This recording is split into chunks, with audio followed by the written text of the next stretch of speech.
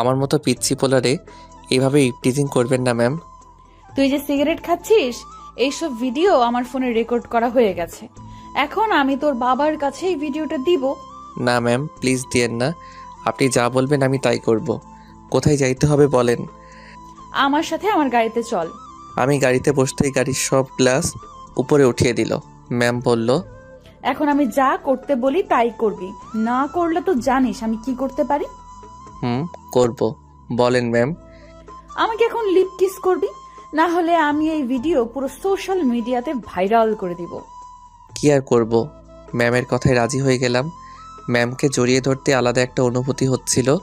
মনে হচ্ছে এই পুলিশ ম্যাম আমার অতি আপনজন। আমি ম্যামের ঠোঁটের সাথে ঠোঁট লাগিয়ে দিলাম। প্রায় 10 মিনিট পর ম্যাম আমাকে ছাড়লো। পুলিশ ম্যাম বলল, আমি যখনই ডাকবো তখনই চলে আসবি। আমার কাছে টাকা নাই যে আপনি যখন ডাকবেন তখনই চলে আসবো। এই নে, এখানে 10,000 টাকা আছে, আর তোর ফোন নাম্বারটা দে। 017192645, এটা আমার নাম্বার। আচ্ছা আমি যাই এখন। আর একটা কথা শোন, আর যেন কখনো সিগারেট খেতে না দেখি। যদি দেখি জেলে ভরে দেব। আমার হাতের লাঠির পিটানি খুব মজা করে খেতে পারবি। আচ্ছা আর খাবো না আপনার সামনে। আমি যাই এখন। চুপ করে বস এখানে। কোথায় যাবি বল? 3 নাম্বার গলির সামনে। তুই কি বস্তিতে থাকিস নাকি?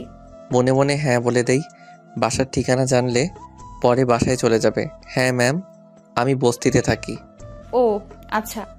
3 নাম্বার গলির সামনে আমাকে নামিয়ে দিয়ে ম্যাম গাড়ি ঘোরাতে লাগলো। আমি হাঁটা শুরু করলাম।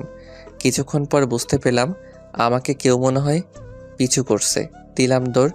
এক দৌড়ে আমাদের বাসার পিছন দিক দিয়ে দেওয়াল টপকিয়ে চলে আসলাম আমার রুমে।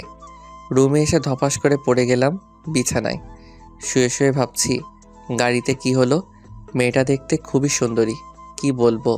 প্রথম দেখায় ক্রাশ খেয়েছিলাম, কিন্তু পুলিশ ম্যাম সাবধানে পা ফেলতে হবে। আমি ফ্রেশ হয়ে নিচে চলে আসলাম। নিচে এসে দেখি শরীফ আঙ্কেল এসেছে। আঙ্কেল কেমন আছেন? আলহামদুলিল্লাহ ভালো বাবা, তুমি কেমন আছো? আমিও ভালো আছি। এতক্ষণ আঙ্কেলের পাশে বোরকা পরিহিত একটা মেয়ে বসে আছে, মুখ দেখা যাচ্ছে না। আঙ্কেল, এটা বুঝি আন্টি? আরে এটা আমার মেয়ে বৃষ্টি। ও আচ্ছা। শুনো মেঘ, তোর সাথে এই মেয়েটার বিয়ে ঠিক করেছি।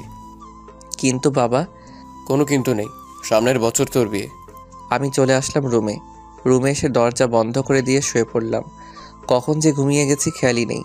সকালে রং নাম্বারে ফোন পেয়ে ঘুমটা ভেঙে গেছে।